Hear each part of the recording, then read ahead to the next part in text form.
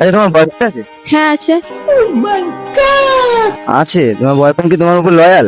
প্রচুরই লয়াল। মানে আমি ঝগড়া করলেই কান্নাকাটি শুরু করে দেয়।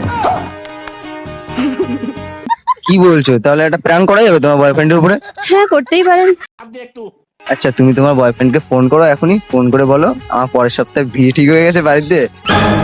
এখন আমি কি করতে পারি? আমি কি বিয়েটা করে নেবো? দেখো তোমার বয়ফ্রেন্ড কি বলে তোমাকে। ঠিক আছে, ফোন করো। হ্যালো, হ্যালো, কোথায় আছো? এই যে তো বাইরে আছি, বলো। তোমার সাথে খুব একটা জরুরি কথা ছিল। হ্যাঁ বলো।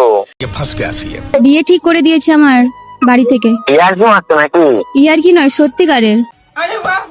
এরকম হয় নাকি? বিয়ে ঠিক করে নিয়েছে বলছো?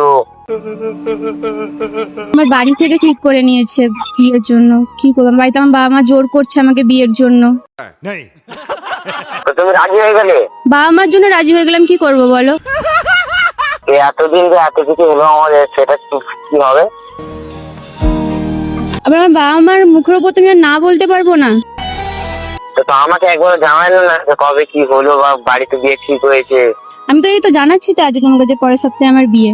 তোমার ছাড়া আমি থাকবোই করে।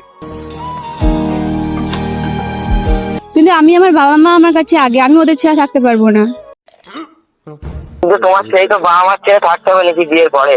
তো তুমি তো আমাদের ভবিষ্যৎ নিয়ে কিছু ভাবোই না। আমি তোমায় কতবার বলেছি যে আমাদের সম্পর্ক নিয়ে কিছু ভাবো, বাড়িতে জানাও, তুমি তো কিছু ভাবছোই না। কি বলবো তোমার, বলো। তোমার যদি আমি তোমার বাড়ি থেকে উঠিয়ে আনি, তুমি আসবে আমার সাথে? না, আমি আমার বাবা মাকে ছেড়ে যাব না। তুমি কেন আমাকে এই ভালোবাসলে? আমি তোমাকে ভালোবাসতাম, কিন্তু কি করবো বলো, আমি আমার বাবা মার বিরুদ্ধে যেতে পারবো না।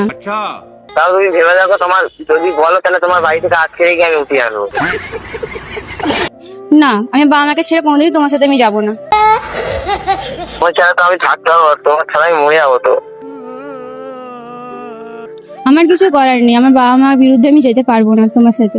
বলেন কি? তুমি আগে নিজের পায়ে দাঁড়াও, কোনো কাজ খোঁজো, তারপর তুমি আমাকে বলবে।